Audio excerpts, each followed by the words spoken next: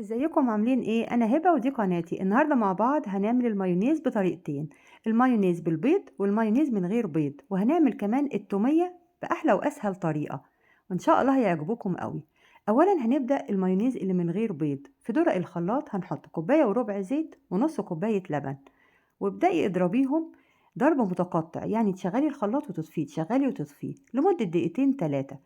بعد كده هنفتح درق الخلاط وهنضيف له معلقة صغيرة ملح ومعلقة صغيرة سكر ومعلقة صغيرة ماسترد ومعلقة كبيرة خل ومعلقتين كبار ليمون، وكملي ضرب برضو دقيقتين 3 تاني بنفس الطريقة، ضرب متقطع، افتحي واقفلي افتحي واقفلي.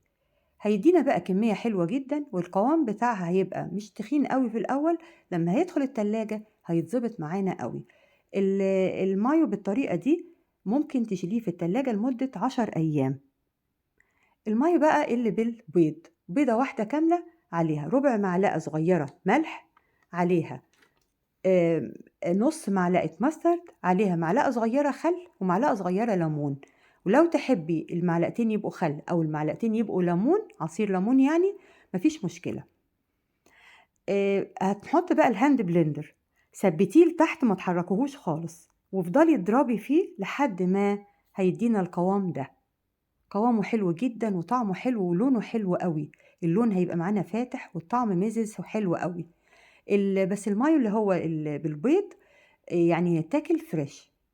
بالنسبة بقى للتومية، حطيت كوباية مَيّة، معاها معلقتين كبار نشا، وعلى النار كده نار هادية لحد ما ياخدوا القوام ده، هاحطهم في طبق وافردهم كده علشان يبردوا كويس أوي.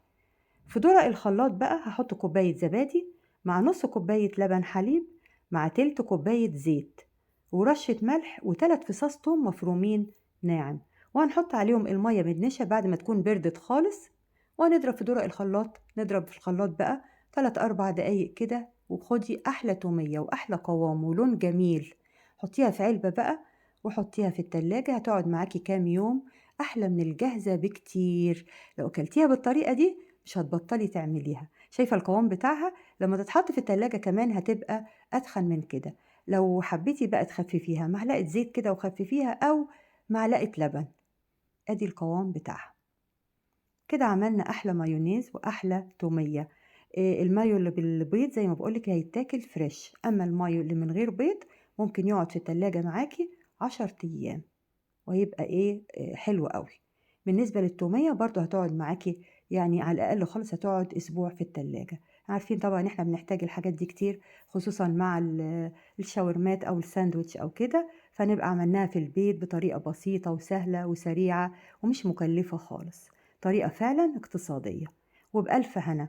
ولو عجبتكم الطريقة بتاعتي النهارده اعملوا لايك وشير واشتراك في القناة بتاعتي، وباي باي.